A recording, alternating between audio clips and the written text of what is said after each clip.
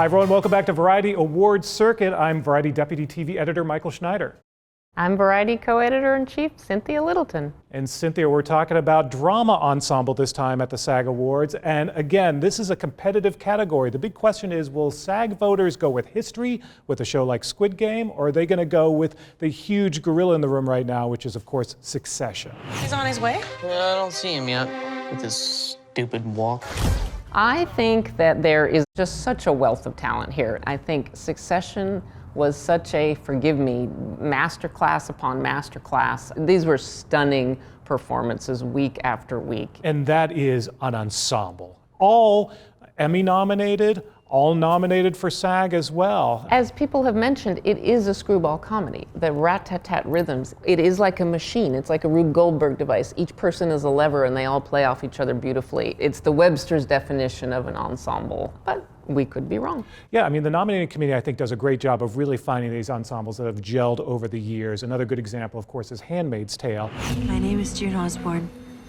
I'm a citizen of the United States. It hasn't won the ensemble. You know, of course, it's won the Emmy. It's been very well recognized in the awards space. This is a tough show to do and a tough show to pull off. It requires a lot of real passion and energy from this entire cast. It's so intense. It has gotten more so over the years, and any one of these stars could be the lead. A show like this, it's been around, and there's so much new that comes around that I think the fact that Handmaid's has been around makes it a little harder for them to reach the prize at this stage of their life. Well, a show that SAG voters love is The Morning Show, speaking of some heavy hitters.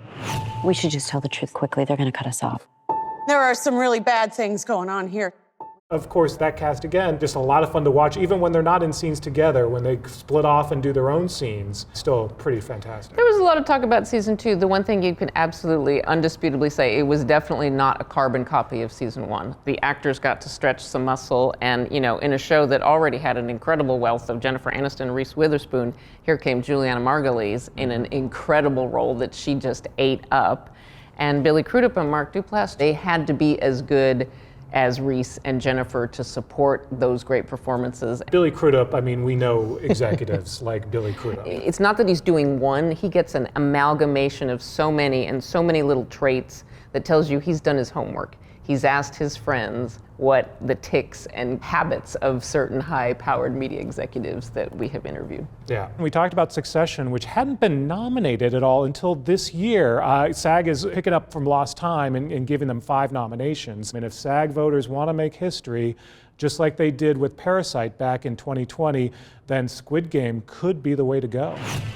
지금 이 자리에 계신 여러분들은 모두 감당할 수 없는 빚을 I mean, in terms of just sheer intensity of a performance and a first season, Squid Game reminded me a little bit of Lost. Extraordinary circumstances, you know, a fantasy bent, but still these very earthy performances, these people in these tracksuits, and they had to give all and then some to pull it off. And, you know, we know the backstory of this is pretty rich, and so for that alone, I think there could be recognition that it's a changing world, and it's time to recognize something like this. Something that's not English language, that's an international production, but because Netflix produces it, it is eligible for US TV awards, and I think we're gonna see a lot more of Squid Game in the coming months, including an Emmy season. I think people are just ready to kind of make history, so that's a real possibility. The industry's borders are widening considerably, which is great.